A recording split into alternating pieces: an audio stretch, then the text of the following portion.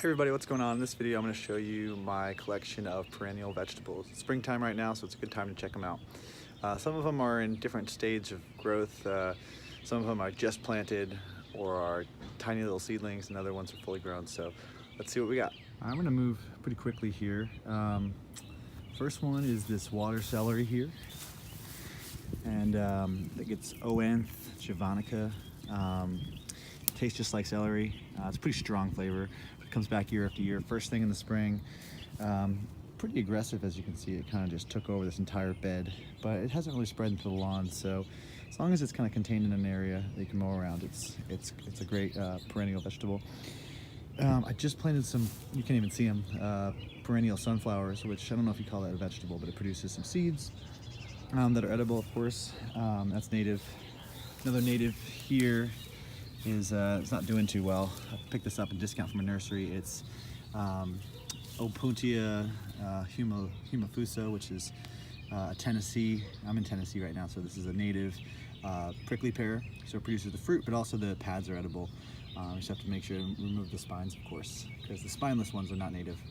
But yeah, this won't come up year after year. Perennial vegetable. This is my overgrown, kind of messy backyard area. But let's see what we got. Really small seedlings here, but really exciting. You can see the ones that kind of look like little mini tomatoes, but they're in the nightshade family. But it is Goji, and this is I'll be doing a lot more videos on this, but this is a Goji that's has really large leaves, and so it can be used as a perennial vegetable, very high in antioxidants. So germination rate hasn't been great, but should get a couple plants from these plantings here. It's kind of a wild little patch of nettles, stinging nettles. This is the Urtica dioica gracilis, which is a native nettle. It's one of my favorite spring vegetables, or vegetables pretty much for the entire year. Just the taste is really, really good. And it has less sting than the regular Urtica dioica. It's called slender nettle. Yeah, it's pretty awesome vegetable. It's also right next to the nettles, and this is the walking onion. So these are onions that come back year after year. You can harvest one or several of the onions that are in the bunch, and or you could harvest the tops, because they make little mini onions on top, and so you can divide, and that's still considered a perennial, because you can dig them up, pull out the onions, plant them back. There's some more Goji in here, just kind of coming up as a weed, and yeah, this Goji is also edible, of course, but it doesn't have the same wide succulent leaves that the Goji, other one that we looked at, has. As you can tell, I'm really into leaf crops. This is a mulberry. It was on a rootstock, and the person who sold this to me grafted an edible leaf variety of mulberry, and we called this one, I helped him name it because I figured it needed a name as an edible leaf, and this is called Jameson mulberry. I'll be doing other videos on this to see how the taste is compared to regular mulberry, but it's supposed to be really palatable, and you can get leaves from it from throughout the entire season, which as long as you harvest the new leaves, the new growth, which is great to get like a warm season green. Doesn't look like much, but I just planted Apios Priceana, which is a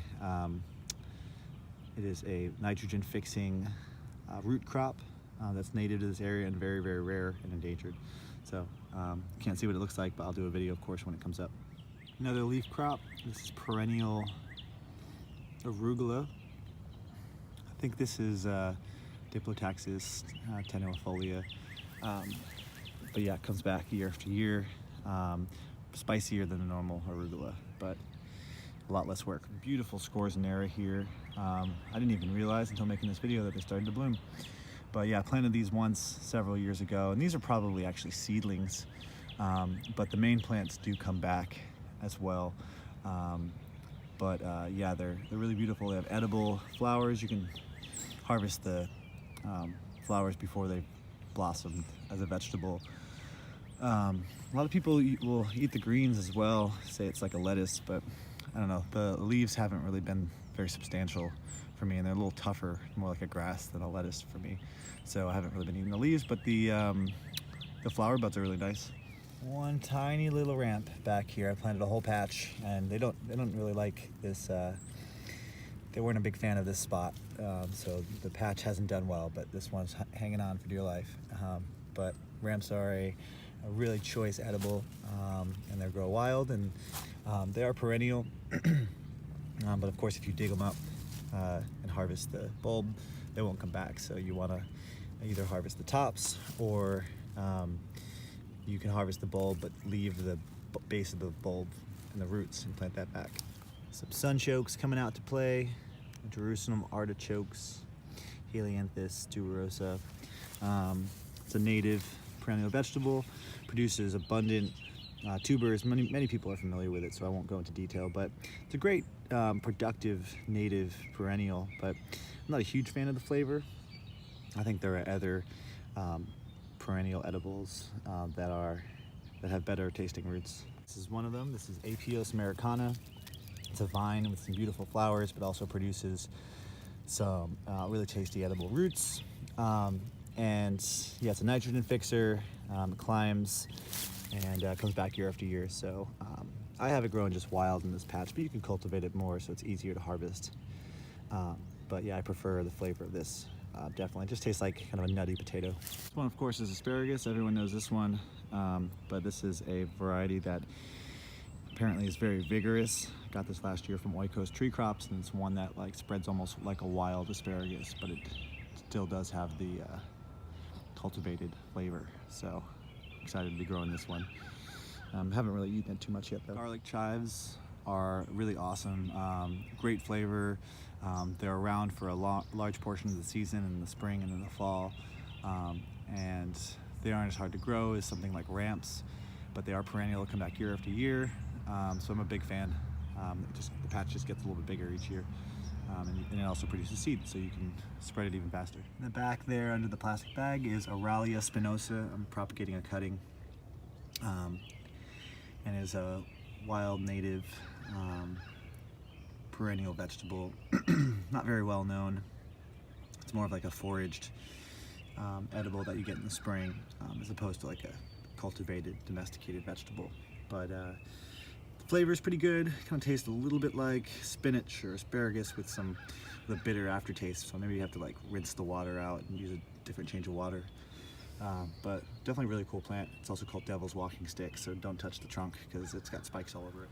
Okay, so this little guy who looks kind of like a mint almost. It does have a square stem, so it is in the mint family. This one's actually called Stachys affinis or Stachys floridana. The species name has kind of been shifted around taxonomically. There's another shoot coming up there, also called Chinese artichoke. It's got a tuber underground, and these things are actually really nice. I pulled one up so you could see. Where did I put it? So this is a relatively small tuber, but once they're larger, they get to be the size of maybe like the tip of my pinky, maybe actually maybe the 2 joints in, and they're really beautiful. They have this kind of like seashell. When if the dirt was off, you'd be able to see better. It's got this like spiral seashell shaped. You can look up photos of Chinese artichoke to get a better idea, but you can eat these raw. They're like sweet, they're crunchy, they're really awesome actually. I probably should start growing more of these because I just think they're a really good vegetable. But yeah, these grow very easily. The floridana, I believe, is a native, but this is Chinese artichoke, so this is probably a different species. I have to double check on that, but another great vegetable. These little guys just arrived. These are hostas. All hostas are edible, but they're most palatable when they're in early stages. This might even be a little bit too far because they've already kind of unfurled. But right when they're coming up, they have these like more tightly bound leaves. They're almost like tightly rolled up leaves, and they taste like asparagus. I'm probably not going to eat these because they're a little too far gone for this season. They'll come back, of course, next year, and I can try some. And I'm going to plant them in a more shadier spot because they can take the shade. But this is Hosta fortunii, which apparently is the most tastiest of the hostas. So yeah, very cool, shade-tolerant perennial vegetable. Just noticed this vine peeking up through the water celery here. This is the air potato vine. Comes back year after year. Has a tuber underground that's kind of like more of a survival food, but the cool part about it is it actually produces little mini potatoes all along the length of this vine throughout the season, and goes pretty late into the season as well. It's very, very vigorous. It can be very aggressive. It will smother out other vines, but it's not too hard to manage. I mean, there's no thorns or anything. You can just go down and clip it back if it gets too much for you. But yeah, you can cook up the little potatoes just like you would cook any other starchy root, but this one grows in the vine for easy harvest. You don't have to dig up anything. So it can be used as long as you plant it responsibly. I wouldn't really go around kind of like spreading these seeds. Actually, the seeds are just really the mini air potatoes. I wouldn't really want to go spread them into wild areas or put them somewhere where I couldn't manage them. It's one thing to just remember about the air potato. This is actually a jar of the air potatoes from quite a long time ago. I picked these last summer and now it's spring. I just kind of set them in this jar because I didn't know what to do with them. They taste good. I just never got around to cooking them. And so they've stayed in this jar for a very long time. It's probably not the best way to preserve them, but my guess is they'll still be viable. It's a really like vigorous plant and really wants to grow, so I bet even if I pop these in the ground now, they'd shoot up and grow another crop. So here we have oca, which is a sorrel relative from like a wood sorrel relative from the Andes. It's actually a root vegetable, and it has kind of like a sour tinge to the tubers, so it's kind of like potato with the sour cream on it already. The plants can get pretty big, but I haven't really seen them get very large because I've always had them in the shade. I've only seen like little sprigs, maybe like 6 feet or 6 inches tall come up, but pictures I've seen have been a little bit more bushy and more productive. So you definitely want these guys in full sun. There's this weird little guy called tuna, Tuna sinensis, and it has a really interesting flavor. Tastes like garlic. Garlic and onions, but it's not like a typical allium flavor that you would find in a chives or onions. It kind of has like a garlic powder, like a cooked, like a garlic flavored ingredient. So it has its own thing, but cooked up, it's a really nice substitute or an addition to onions and garlic. Really tasty, especially in the spring. It's also called Fragrant spring tree because of the smell and the taste. Really special plant. Got a couple planted in this little patch here, so I'm gonna have plenty to go around. Okay, that's all the perennial vegetables I have for you.